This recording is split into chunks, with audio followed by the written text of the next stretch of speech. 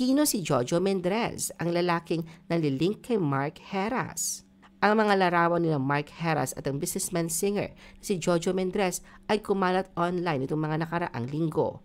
Isa sa mga pinakahuling nakita ang dalawa ay nang makita sila sa isang hotel sa Parañaque City. Si Jojo Mendrez ay isang recording artist, composer at negosyante. Mayroon siyang Facebook page na tinatawag na The Real Jojo Mendrez.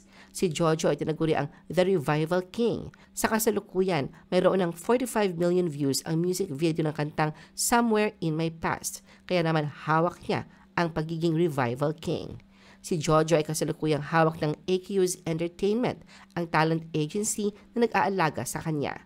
Tungkol sa mga malicious posts na nag-uugnay sa kanya kay Mark Heras, sinabi ng talent agency ni Jojo na nagkaroon sila ng pagkakataon na magsaya kasama ang kanilang mga kaibigan sa nasabing outing.